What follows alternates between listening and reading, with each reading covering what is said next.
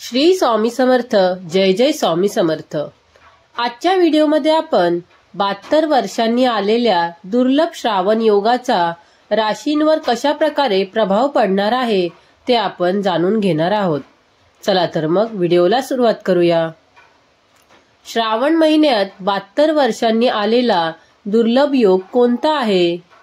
सन 2025 मध्ये श्रावण महिन्यात एक अत्यंत दुर्लभ आणि शक्तिशाली योग घडतोय, जो तब्बल 72 वर्षांनी प्रथमच होत आहे. हा योग फक्त धार्मिक दृष्टिकोनातूनच नाही, तर ज्योतिषशास्त्रानुसारही अत्यंत शुभ आणि परिवर्तनकारी मानला जातो. श्रावण महिना म्हणजे भक्ती, श्रद्धा आणि अध्यात्माचा काळ. या महिन्यात भगवान शंकराची आराधना केल्यास सर्व पापे नष्ट होतात असे शास्त्र सांगते. पण 2025 सालचा श्रावण काही खास आहे, कारण तब्बल 72 वर्षांनी एक दुर्लभ ज्योतिष योग या महिन्यात घडतोय. बृहस्पती म्हणजे गुरु आणि शनी हे दोघेही स्वतःच्या राशीत वक्री आहेत आणि हे दोन्ही बलाढ्य ग्रह एकाच वेळी असे स्थान घेणं अत्यंत दुर्मिळ आहे. हा योग केवळ धार्मिक दृष्टिकोनातून नाही, तर 12 राशींवरही खोल परिणाम करणारा आहे. काही राशींना या योगामुळे आश्चर्यजनक लाभ होईल, तर काहींना आत्मपरीक्षण व संयमाचा इशारा मिळेल. चला तर मग पाहूया या 72 वर्षांनी आलेल्या श्रावण योगाचा आपल्या राशीवर काय परिणाम होईल. आता हा योग काही राशींसाठी चांगला ठरणार आहे, तर काही राशींना संयमाचा इशारा देत आहे. त्याचबरोबर काही राशींना आत्मपरीक्षण करणं गरजेचं ठरणार आहे. सर्वात आधी पाहूया नेमका काय आहे हा 72 वर्षांनी येणारा दुर्लभ योग. गुरु म्हणजेच बृहस्पती आणि शनी एकाच वेळी स्वतःच्या राशीत वक्री अवस्थेत असणे हेच ते विशेष योग आहे. गुरु धनु राशीत वक्री आहे आणि शनी मकर राशीत वक्री अवस्थेत आहे. श्रावण सोमवार आणि राखी पौर्णिमा सारखे अनेक शुभ दिवस या काळात येत आहेत. चंद्र आणि सूर्यग्रहाचं विशेष संयोग देखील होत आहे. आता आपण पाहूया 72 वर्षांनी आलेल्या या योगाचं धार्मिक आणि आध्यात्मिक महत्त्व. सर्वात आधी पहिलं आहे शिवभक्तांसाठी वरदान. म्हणजे श्रावण सोमवारी जलाभिषेक, रुद्राभिषेक आणि महामृत्युंजय जप केल्यास मनोकामना पूर्ण होतात. म्हणजेच हा योग शिवभक्तांसाठी एक वरदान ठरणार आहे. दुसरा आहे ग्रह दोषांचे शांती योग. वक्री गुरु आणि वक्री शनी यांचे प्रभाव मंत्र आणि तपश्चर्येने कमी होतात. तिसरा आहे मोक्ष योग. अध्यात्मात प्रगती साधण्याचा दुर्मिळ काळ आहे. चौथा आहे पितृदोष निवारण्याचा उत्तम काळ. या महिन्यात केलेले श्राद्ध, दान व जप हे विशेष फलदायी असते. याचाच अर्थ जर पितृदोष असेल तर या काळामध्ये त्याचं निवारण होऊ शकतं. पुढे आहे धन आणि करिअरमध्ये स्थैर्य. योग्य उपासना, शिवलिंगावर बेलपत्र अर्पण केल्याने आर्थिक लाभ आणि मानसिक शांती मिळते. आता आपण पाहणार आहोत 72 वर्षांनी आलेल्या दुर्लभ श्रावण योगाचा राशींवर नेमका कोणत्या प्रकारे प्रभाव पडणार आहे आणि त्या प्रभावावरती कोणते विशेष उपाय केले पाहिजेत हे आपण जाणून घेऊया. सर्वात आधी पाहूया मेष रास. श्रावणातील हा योग मेष राशीच्या लोकांना नवे संधीचे दार उघडून देणारा आहे. कामाच्या ठिकाणी जबाबदाऱ्या वाढतील आणि स्वतःला सिद्ध करण्याची वेळ येईल.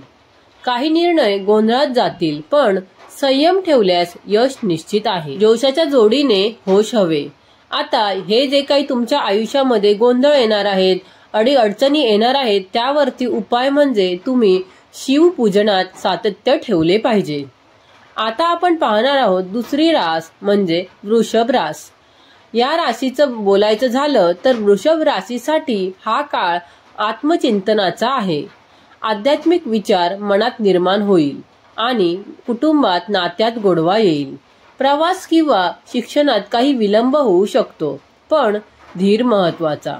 पैशाच्या बाबतीत शहाणपणाने निर्णय घ्या। आता या राशीतील लोकांना जे काही अडीअडचणी अडथळे निर्माण होणार आहेत तर त्यावरती उपाय म्हणजे सोमवारचा शिवाभिषेक अत्यंत लाभदायक ठरणार आहे।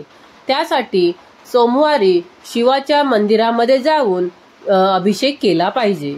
आता तिसरी रास आहे मिथुन रास।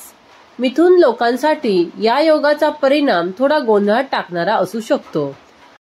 आर्थिक घडामोडी अनपेक्षित होतील, काहींना लाभ तर काहींना नुकसान होणार आहे। वाणीवर संयम ठेवला पाहिजे, नाहीतर गैरसमज निर्माण होतील। जोडीदाराशी संवाद वाढवा आणि त्यांच्या आयुष्यामध्ये जे काही अडीअडचणी येणार आहेत, अडथळे येणार आहेत, त्यावरती उपाय म्हणजे शिवलिंगावर गंगाजल अर्पण केल्याने मानसिक स्थैर्य मिळेल, शांती मिळेल। आता आपण पाहूया चौथी रास, ती म्हणजे कर्क रास। कर्क राशीच्या लोकांना घरातील वातावरणात शांतता आणि प्रेम मिळेल। जुने वाद मिटतील आणि सकारात्मक ऊर्जा वाढेल। आरोग्याची थोडी काळजी घेतली पाहिजे, विशेषतः पचन संस्थेची। प्रेम संबंधात समजूत वाढेल आणि यावर उपाय म्हणजे सोमवारचा उपवास आणि जलाभिषेक फायद्याचा ठरणार आहे। आता आपण पाहणार आहोत पाचवी रास, ती म्हणजे सिंह रास। सिंह राशीसाठी ही वेळ स्वतःवर आत्मविश्वास ठेवण्याची आहे। करिअरमध्ये चांगल्या संधी मिळतील, पण स्पर्धकांपासून सावध राहावं लागेल।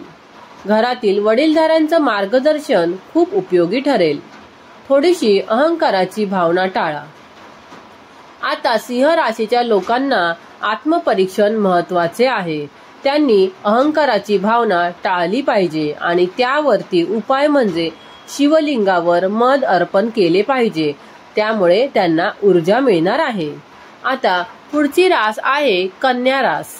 कन्या राशीसाठी हा काळ विशेषतः मनशांतीचा आहे। आधी केलेल्या प्रयत्नांना आता चांगलं फळ मिळणार आहे। कामाच्या ठिकाणी यश आणि मान्यता मिळेल। आरोग्य उत्तम राहील, पण अतिविचार टाळा। विचार करणं टाळलं पाहिजे। आता यावरती उपाय म्हणजे संध्याकाळी शिवपूजन करताना तुळस अर्पण करा, यामुळे मन प्रसन्न राहील। आता सातवी रास आहे तुळ रास। तुळ राशीच्या लोकांना हा योग अचानक लाभ देऊ शकतो। सामाजिक प्रतिष्ठा आणि नाव वाढण्याची संधी आहे, परंतु अति आत्मविश्वासाने निर्णय घेऊ नका। संयम आणि शांतपणा ठेवणं महत्त्वाचं ठरेल। म्हणजे अति उतावळेपणा तुळ राशीच्या लोकांनी करू नये आणि त्यासाठी उपाय म्हणजे काळ्या तिळाचं दान आणि ओम नमः शिवाय जप उपयुक्त ठरणार आहे। आता पुढची रास आहे वृश्चिक रास। वृश्चिक राशीच्या लोकांसाठी ही वेळ थोडी ताणतणावाची असू शकते। नात्यांमध्ये संवाद वाढवा, अन्यथा गैरसमज वाढू शकतात। नात्यांमध्ये संवाद ठेवलं पाहिजे, एकमेकांशी बोलून चालून राहिलं पाहिजे, नाहीतर गैरसमज वाढू शकतात। संयम ठेवून काम करत राहा, यश नक्की मिळणार आहे। जुने मित्र आधार देतील। आता यावर उपाय म्हणजे शिव मंदिरात अभिषेक करून 1.25 रुपये दक्षिणा द्या। पुढची रास आहे धनुरास। धनुराशीसाठी गुरुचा वक्रीपणा म्हणजे आत्मपरीक्षणाची वेळ। शिक्षण, प्रवास किंवा नवे ध्येय ठरवण्याची संधी आहे। आध्यात्मिक पातळीवर प्रगती होईल। संयम आणि श्रद्धेने पुढे जा। म्हणजे या राशीच्या लोकांनी संयम ठेवला पाहिजे। त्याचबरोबर देवावर श्रद्धा ठेवणे, एखाद्या कामावर श्रद्धा ठेवणे गरजेचं आहे। आणि या लोकांसाठी उपाय म्हणजे शिवपिंडीवर तांदूळ आणि मध अर्पण करा, याने तुमचे पुढचे सगळे मार्ग स्पष्ट होतील। पुढची रास आहे मकर रास। मकर राशीला शनीच्या वक्रीपणामुळे जुन्या कर्माचं फळ मिळतंय। काही अडचणी आल्या तरी त्या स्वतःच्या कर्तृत्वातूनच पार होतील। आत्मविश्वास आणि चिकाटी गरजेची आहे। कर्मयोगाचा संदेश लक्षात ठेवा। आता या राशीतील लोकांना जे काही अडथळे येणार आहेत त्यासाठी उपाय म्हणजे शनिवारी काळ्या उडदाचं दान आणि शिवदीप केलं पाहिजे। पुढची रास आहे कुंभ रास। कुंभ राशीच्या लोकांना हा काळ वैचारिक परिवर्तन घेऊन येईल। नव्या कल्पना सुचतील, कामात नवीन दिशा मिळेल, जुने मित्र मदतीला धावतील, परंतु भावनिक निर्णयांपासून थोडं सावध राहा. यावरती उपाय म्हणजे गुलाब व साखर अर्पण केल्याने मन प्रसन्न होईल. म्हणजेच या राशीतील लोकांनी भावनेच्या भरात निर्णय घेऊ नये, त्यासाठीच हा उपाय आहे. पुढची रास आहे मीन रास. मीन राशीसाठी हा योग आर्थिक प्रगती घेऊन येतो. अडकलेली कामं मार्गी लागतील आणि नवा आत्मविश्वास मिळेल. कला, लेखन, अध्यात्म अशा क्षेत्रात संधी मिळतील. नवा विचार करण्याची प्रेरणा मिळेल. आता या सर्वावरती उपाय म्हणजे दुर्वा व पंचामृत अर्पण करा. त्यामुळे मार्ग मोकळा होईल. तुमची जी अडकलेली कामं आहेत ती नक्कीच प्रगतीपथावरती येतील.